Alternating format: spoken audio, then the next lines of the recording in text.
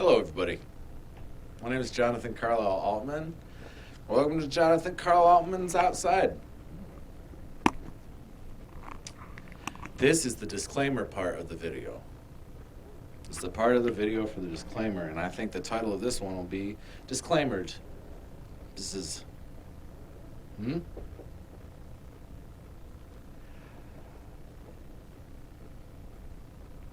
Okay, so I have a mental illness. Now, what right do I have to complain about Bo Burnham's work, implying that he has a mental illness? Here's my problem.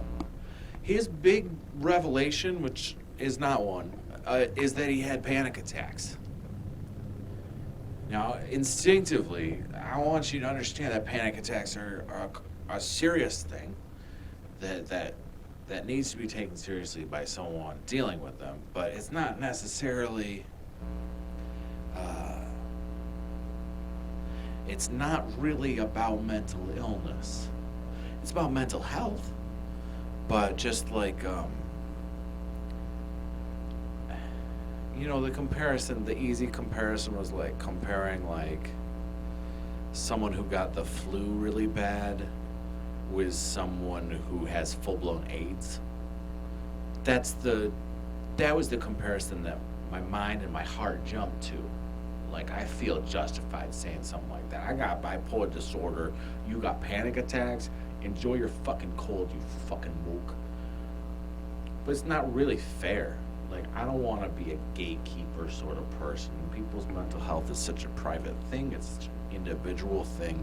You can't tell someone that their experience is invalid. Unless that person's Bo Burnham, and they have a pattern of lying and misrepresenting themselves with some notion that the ends will ultimately justify their means. Here's what I mean by that. I'm just going to go down Bo Burnham's Wikipedia entry, okay? I'm going to do it in my brain. You can follow along if you feel like it.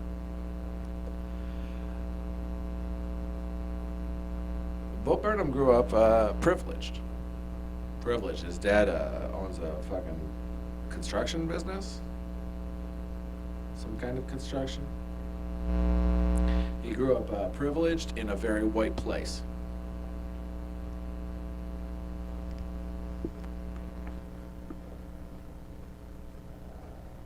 He went to private school. He got the best available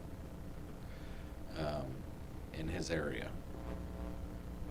and it was a white area, so the best available was pretty damn good.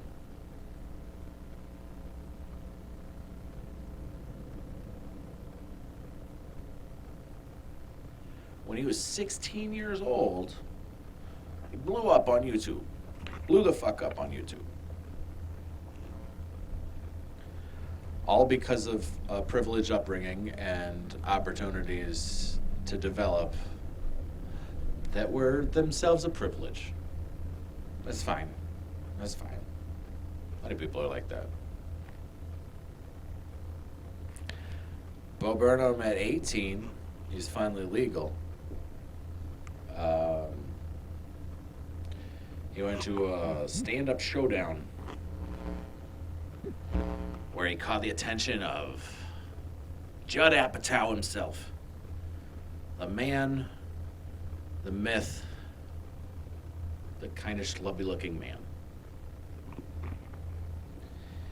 And Judd Apatow, he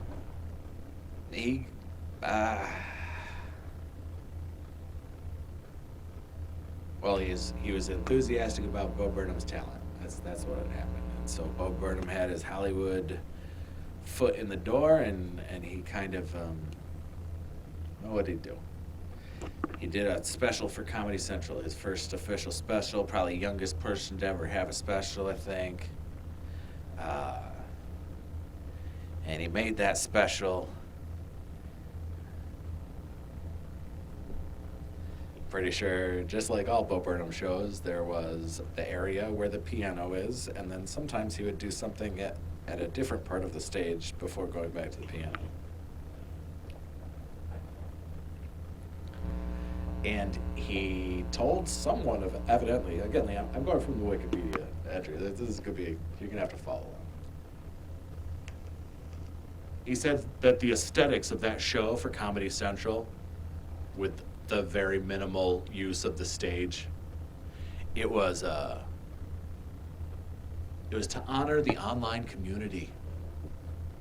It was the honor the online community that he came from, that he wasn't a part of anymore because he was in Hollywood, but he wanted to honor them with his lack of experience with stagecraft or videography or filming anything. He said that in like 2008. Oh, my totally static performance, it's to honor the online, like, other people online who don't know how to point a camera probably.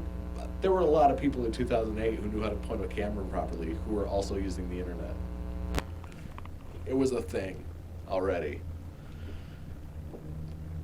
But it established a pattern. And that's why I'm here today. It established a fucking pattern for this guy that has been eating me up the more I've been fucking looking into it. Because a couple years later,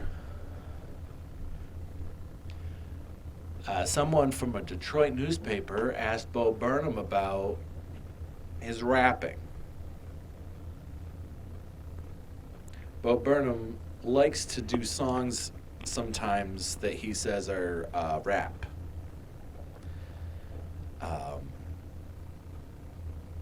And someone asked the white kid, who didn't seem like much of a rapper, what was the deal with those songs? What was with those rap? And his response was, can you guess? He wanted to honor the history of hip-hop.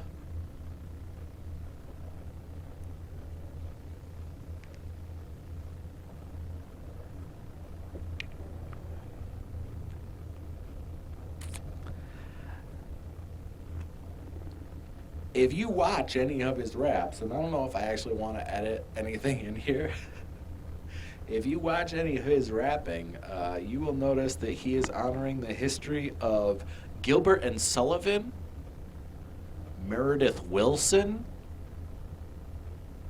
That's the history. I don't think that they are included in normal discussions of the history of hip-hop.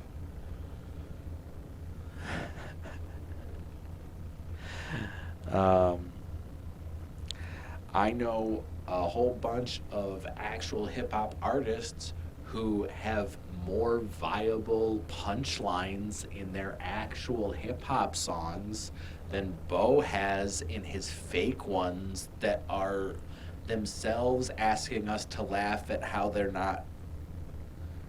Oh yeah, he's not a touch white guy. Ha!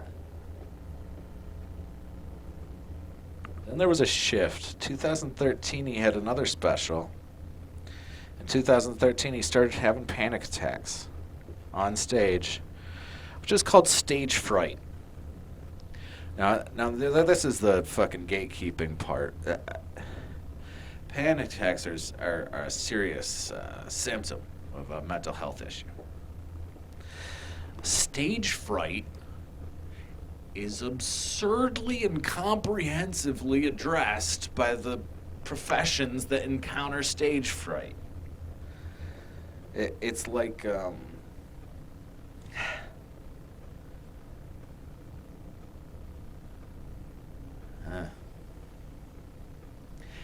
there's resources, is what I'm trying to say. And I don't think he availed himself of any of those resources, because some of them are going to a fucking acting class or auditioning for like a regular production.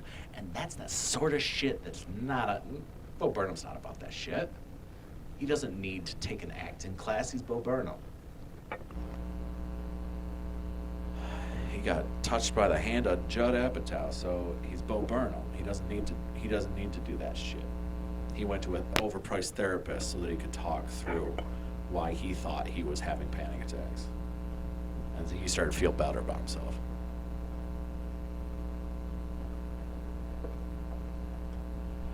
Dog, if you didn't figure it out while you were doing stagecraft, I don't think you're gonna suddenly not have panic attacks while attempting to do stagecraft.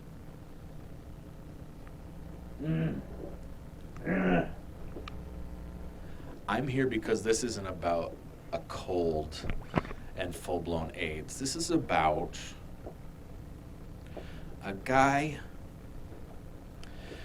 who broke his arm. He broke his arm, and it was in a cast for 6 weeks. For 6 weeks, he had to figure out how to live with his arm in a cast. And then he made a movie about how difficult it is to do a Bo Burnham comedy special. That's all it was. It was another in a line of identical comedy specials, except this time it was about how hard it was to do that special with no arms. And he made the movie about that because he saw people on the internet who didn't have arms, and he felt pity for them, and he thought he should speak up on their behalf and pretend not to have arms. And that's what he fucking did in that special. All those little candid moments, that was Bo Burnham pulling his goddamn arms inside of his fucking shirt. That was it. When he's giving himself the Charlie horse, that's his arms in the shirt. 90% he looked up self-harm on the internet, and he found someone who was like, one way I stopped from cutting myself by giving myself a Charlie horse. And Bo Burnham's like, that's perfect. That's not gonna hurt bad at all, but it'll look dramatic. Punch fucking dickhead. And here's the only... I watched that movie twice. I watched it once by myself, and I liked it. I thought it was funny. I thought it was pretty funny. I couldn't figure out what I was supposed to take seriously, but I thought it was pretty funny. And I watched it with my dad, because he likes music stuff too, and I was like, you know, it's not really about mental health, because he shot it in sequence, and he grew a beard, and you can track his productivity over time, and you can tell that he's accomplishing his goals steadily as he goes along, and there's no truth to the idea that he's having a big mental breakdown, because we can see he's written the material ahead of time. He's editing as he goes. But, sitting there with no fucking arms. And I'm watching him do this shit. And then I watch him start the songs, and he's back to... And then the song stops, and he jump cuts to this again. And I'm like, why are you doing this? It's because he checked out your social media, and he decided that the trials and tribulations that you were going through, he was going to honor them by pretending to be going through them.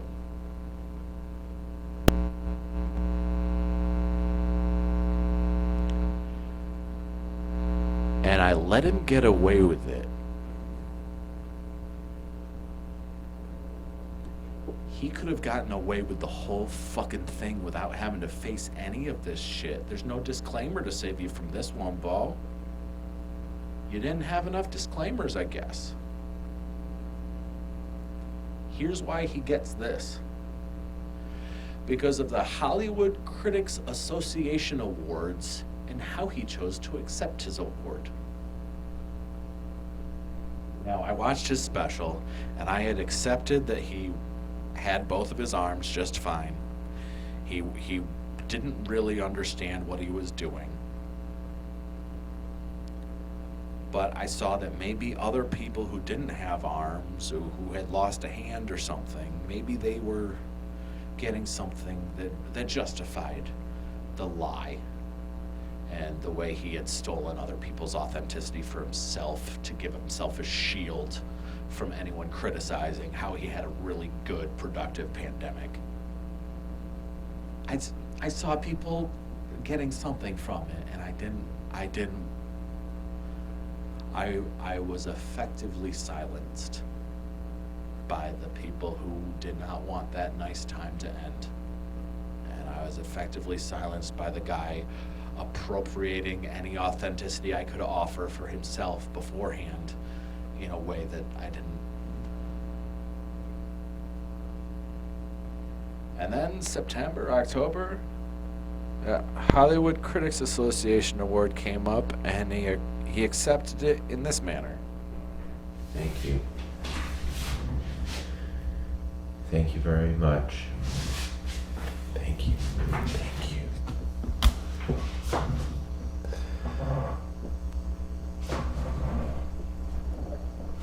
Thank you. Thank you. Hey, Robert. Robert Pickering Burnham, that's you, right? What the fuck you got your fucking arms in your sleeves again, you piece of shit? What the fuck are you doing? Do you even know or care?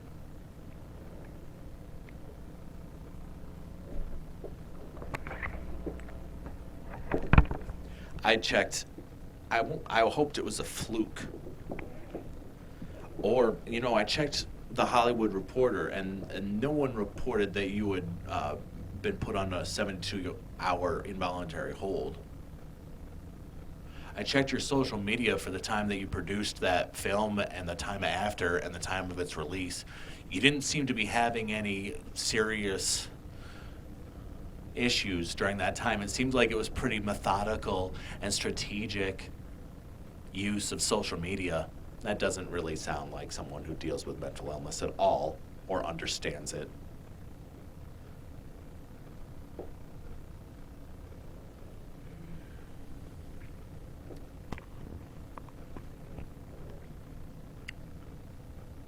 (2016). Well, Burnham releases another special. It's the same, but a little bit different.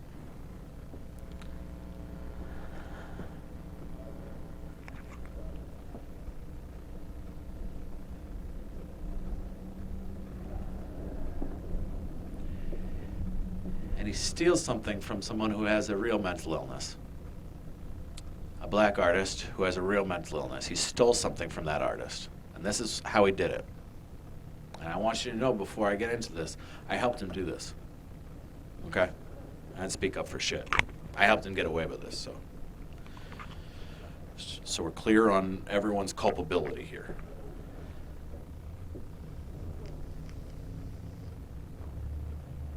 He said something to his audience. He said, I went to Kanye West's most recent tour, the Yeezus tour. And Kanye West did something very interesting or strange at the end of his show. He did this thing. It was kind of a rant, kind of a song. He had auto-tune on his voice, and he had an instrumental underneath, like this one. And he talked about his problems. Race, power. His $90 t-shirts weren't selling very well. That was most of it. And I was watching him do this, and I thought, I could do that. Now, my problems aren't as high stakes as Kanye's, but I've got problems. And then he goes on to do a pale imitation of a genre innovation of Kanye West's. He takes it right from him, grabs it. Even the title of the track, it's Kanye Rant, parentheses.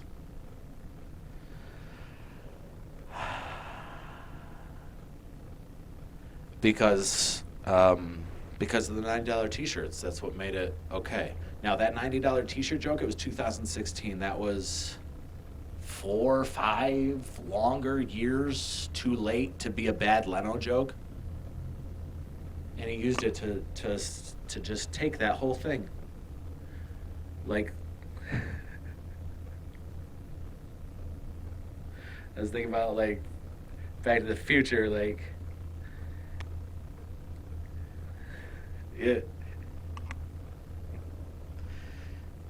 Chuck Berry came up with that song, though, right? I can't remember. Was it Marty McFly or Chuck Berry? Was it Kanye West or fucking Bo Burnham? It was Kanye West.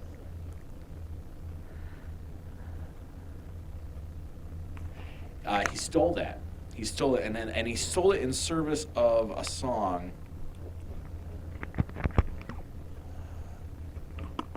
It starts with kind of jokes, kind of what Bo Burnham thinks are jokes.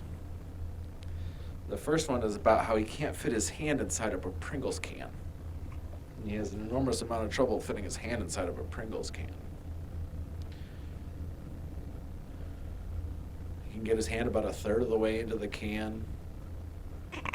He has trouble with Pringle cans. This is the part of the song where he's doing simple, relatable humor. He's trying to balance, in a satirical way. If he was doing a proper satire of Kanye's song, it would be like, these are the sorts of problems that aren't as important as race or power. But they're also the sort of problems that aren't. Because the point of the Pringles can thing is like, nobody can do this, huh? Put your hands up. See all these hands that can't fit inside of a Pringles can.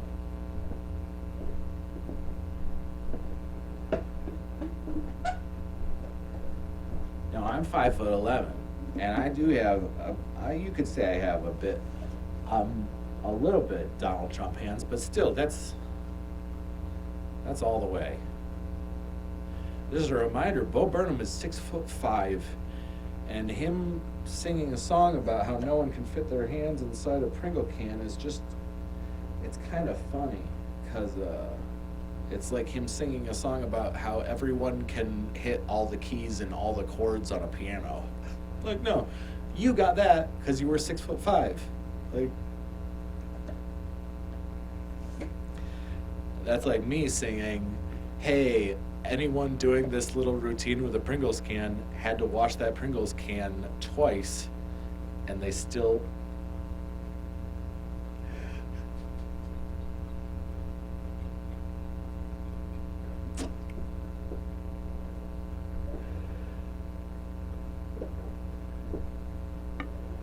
I have a real choice here. I knew it was coming. My point was, I have weird personal things that made me wash that can with soap multiple times just so I wouldn't have greasy hand. But I'm feeling it. I got something from it, and I don't want to cut the video,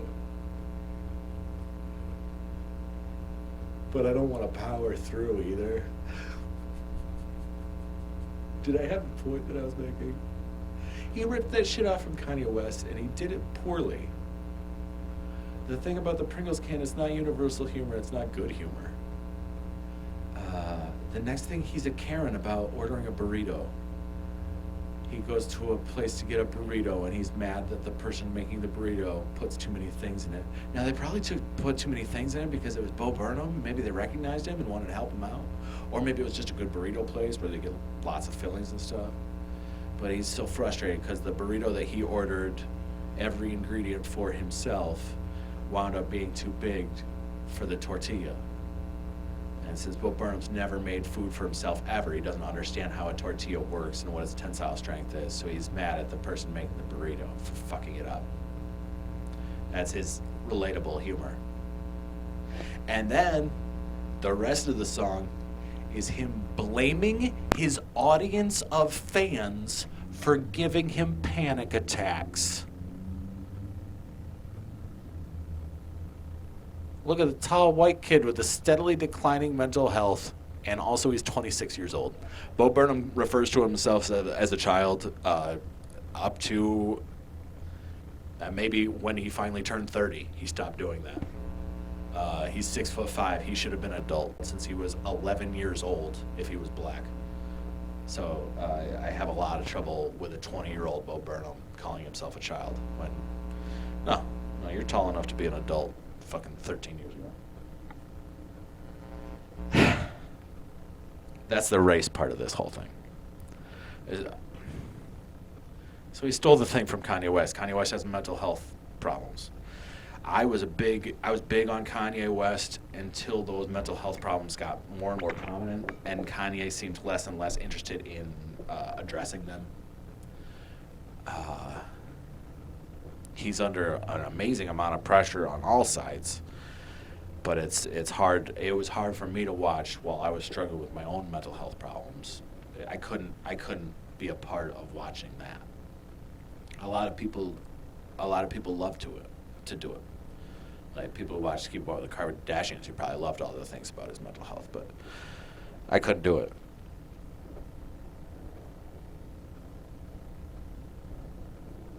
And so Bo Burnham came along in 2016 with that fucking song, and I really liked that song. Because I didn't know what I was doing by liking that song.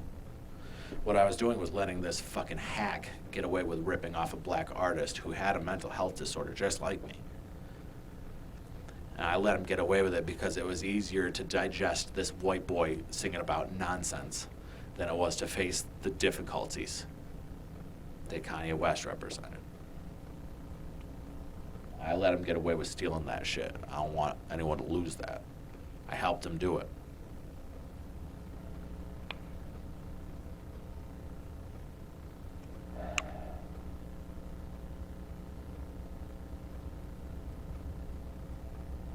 But I was a fan when Inside came out.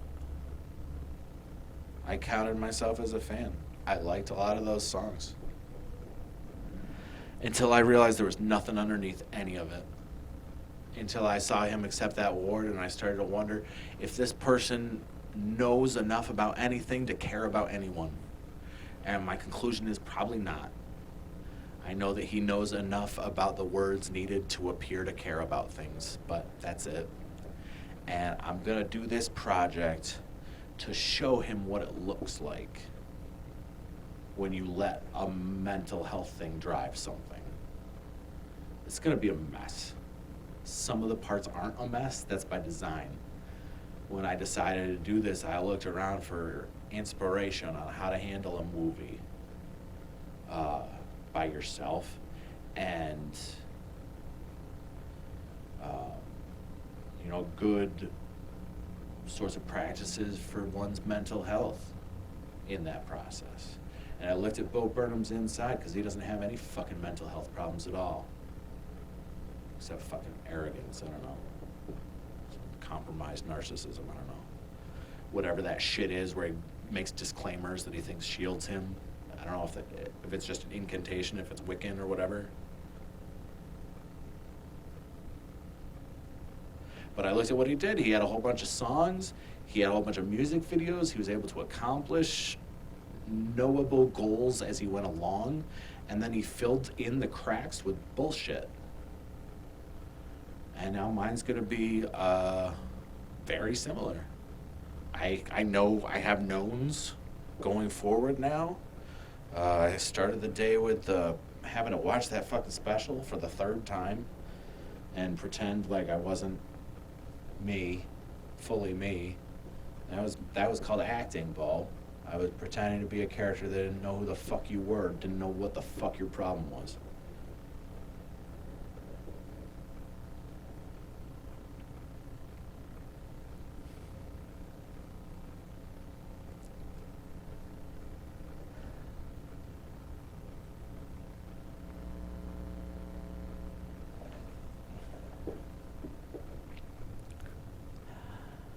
I have mental illness. I'm not mentally ill. And now I'm going to start the fucking proper disclaimer after all that stuff.